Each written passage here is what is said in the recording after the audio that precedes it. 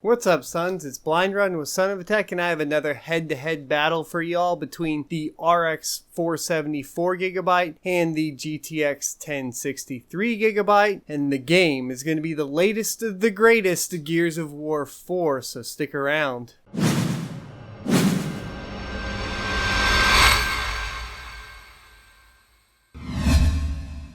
So before you all go jump at the conclusions in that comment section, sit back, grab a tea or a beer if that's your thing, and let's talk about numbers, because those are what matter. So for this test, we're going to be running at 1080p, 1440p, and 4K in Ultra, so it's going to just be the Ultra preset. The only difference here is we are going to see or try to figure out what the difference between async and on and async off and how that helps out with frame rate, and see if there's a difference between NVIDIA and AMD here. So to get things started, we're going to go with 1080p Ultra with async on, and we're going to be looking at three numbers here. One is going to be milliseconds between frames, which is going to be the time it takes to get from frame 1 to frame 2. So if frame 1 is here and frame 2 is here, the gap in between should be short. You want it to be short, so the lower the number, the better. Now, for the frames, the min and the average, the higher the number, the better. So that's going to be all the numbers. Let's get to it. At 1080p in Ultra, the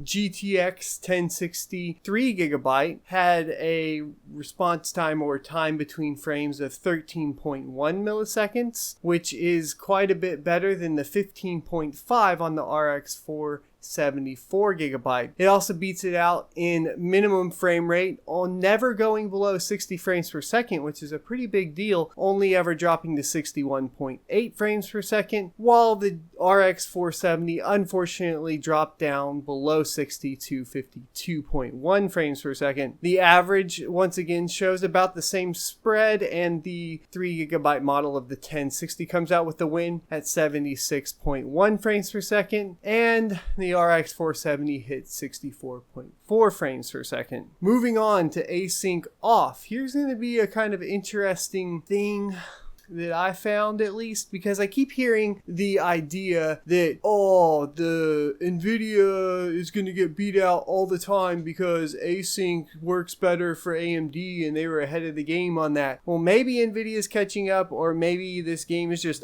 optimized for NVIDIA better. But here's the thing, is this is just async, so we see the same amount of improvement between both cards. If you turn async off, the frame rate drops to 54.1 frames per second, and you lose a millisecond in the frames between, and the average drops to 71.6 frames per second. On the RX 470, your minimum frame rate drops from 52 frames per second to 46.9 frames per second, and the average drops from 64 frames per second to 61 frames per second. So you'll see something kind of cool there, is that actually the NVIDIA card is getting on its average, getting a bigger boost from async than the AMD card. Now, call me crazy, say that's not true for all the games, but for Gears of War 4, it is true. Async is working for NVIDIA, and working quite well. At 1440p with Ultra, the time between frames is 20.5 milliseconds for the 1063GB and 25.2 milliseconds on the RX 470. The minimum frame rate is 40.9 frames per second on the 1063GB and 31.3 frames per second on the RX 470. The average is going to be 48.8 frames per second on the 1063GB and 39.7 frames per second on the RX 470. Both of these are very playable. The mins don't ever go below 30 on either card. It doesn't even go below 40 on the 1063GB, and that's Ultra, and that is 1440p, so that is beating out the consoles, at least in resolution. So that's pretty cool. You can go ahead, if you're okay with 30 frames per second, you can bump up to 1440p and not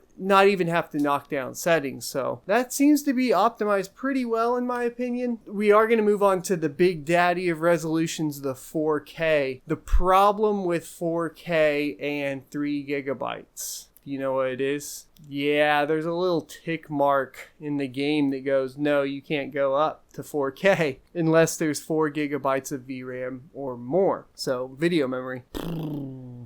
And unfortunately, because of the way Gears of War locks down their files and encrypts them, there's no way to get into any INI files and force the resolution. I attempted to force the resolution in NVIDIA Control Panel and in GeForce Experience, and no matter what I did, it always knocked the resolution down. So, big old bummer there. But if you have the RX 470, you have 4 gigabytes of video memory, and you can play in glorious 4K, but I wouldn't recommend doing on Ultra at all. Definitely turn the settings down, but just for shits and giggles, if you're playing it at Ultra, you will have 50 milliseconds. That's just too much time between frames, and you will have a min of 16.7 frames per second and an average of 19.7 frames per second. So effectively unplayable, but you can actually do it. And I think if you knock the settings down maybe to low or even maybe medium, you can probably get away with it. But those are all the numbers. I hope you guys enjoyed. Be sure to like, comment, and describe the video. Subscribe down below. I will put the links to the individual card reviews in the description below and probably somewhere up here as well. And I will also link to the head-to-head battle between these two cards in Forza Horizon 3 as well. Be sure to tune back in. I will be having a 1066 gigabyte versus the RX 488 gigabyte coming up here in the next couple days. And I will link that in the description below as well. Until then, I'll see you next Tuesday.